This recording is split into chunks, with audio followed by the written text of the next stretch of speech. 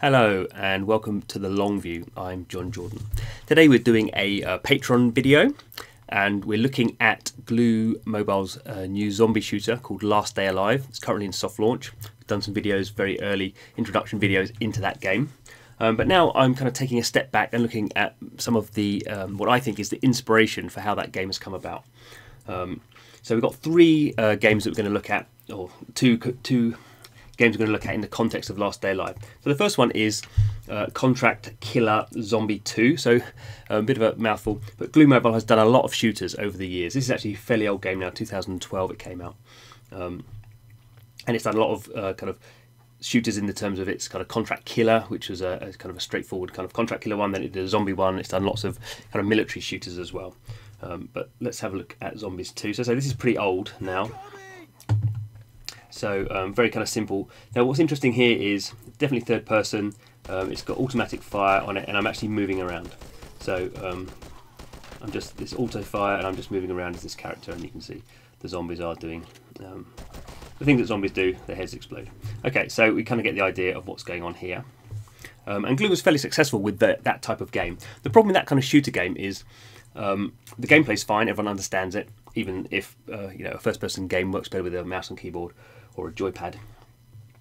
But the meta game, so the reason you would be playing this game for a long period of time, doesn't work so well with a shooter. You can obviously level up guns, which has some power, but after a while it all becomes a bit kind of mechanical. So what Glu's designers have done is look at other genres of successful mobile games, in particular base builders, and it's added a base building element to Last Day Alive.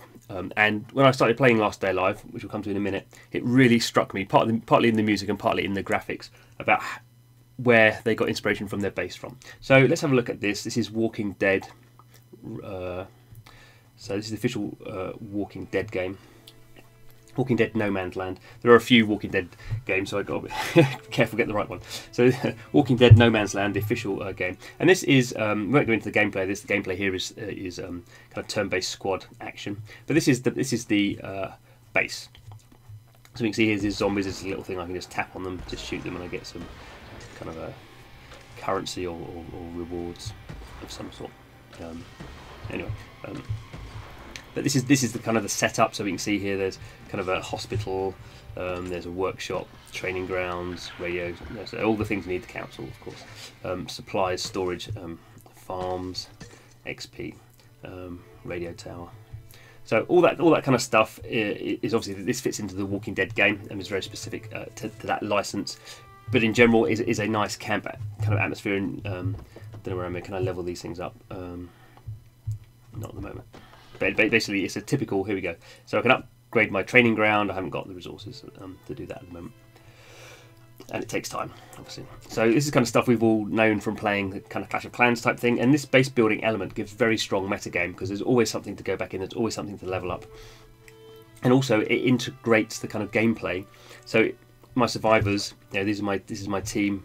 When they get injured, obviously you have to take them, put them in the hospital to heal. I can, you know, go to the training grounds and kind of train them up, so they're leveling up as well. So this base building element provides a really good glue into the gameplay because it's improving the stats of the things you take into the gameplay element. In this case, a shooter, or for Last Day Alive for a shooter in this Walking Dead game. And say it's a squad-based, turn-based squad game.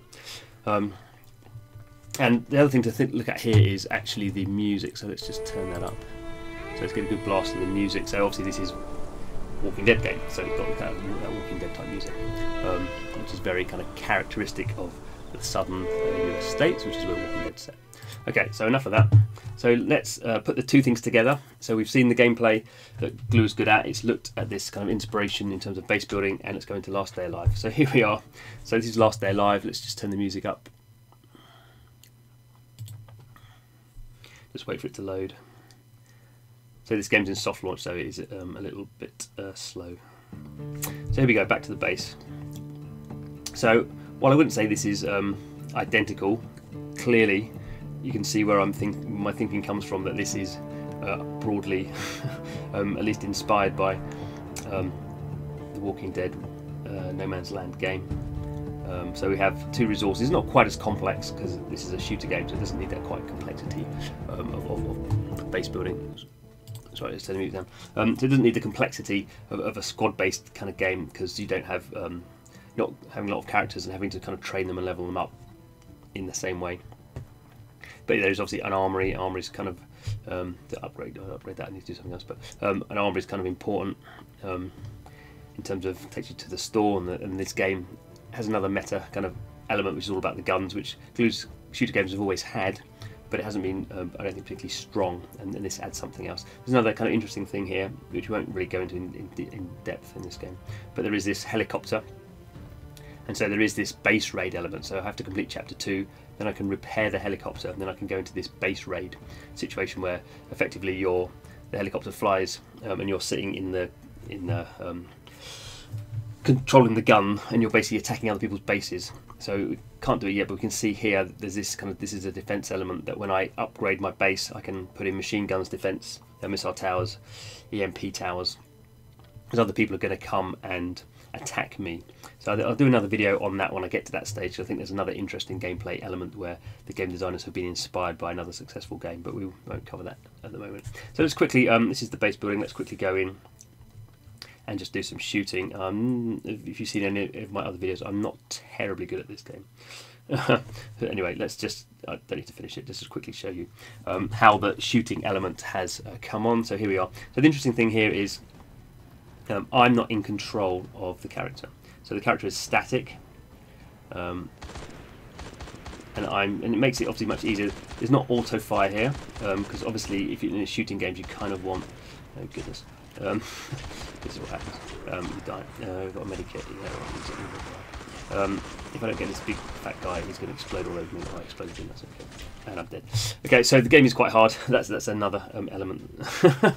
Maybe I'm just not very good at it. But you can kind of see how Glu has put together the thing it knows a lot about, kind of shooter games, and refined it, and then added this kind of new base building element. And what it hopes is this will give kind of strong gameplay. Graphically, it looks very nice, but also have this kind of deeper meta game leveling up type experience that also then unlocks other elements, as in the base raid. So kind of interesting, I think, interesting design process, and definitely Glu Mobile from this has made a more interesting game than its other shooters have been. Whether it will be more successful, well, we have to wait and see. And as I say, Last Day Alive is currently in soft launch testing. We don't quite know when it's coming out. I would imagine in a month or so, and then we'll get to see on the global market whether people are spending a lot of time and a lot of money playing it. So anyway, thanks for watching. This is one of our Patreon videos, so we'll be doing more of these. Certainly it'd be great to get any comments you have about them. So thanks for watching. Hope to see you again soon. Hello, and thanks for watching to the very end of the video. If you have any comments, please put them in the comments box. We love to read your comments. And if you haven't subscribed already, the subscribe button is below. And don't forget to check out some of our other videos. There's 2 really good examples on the screen right now.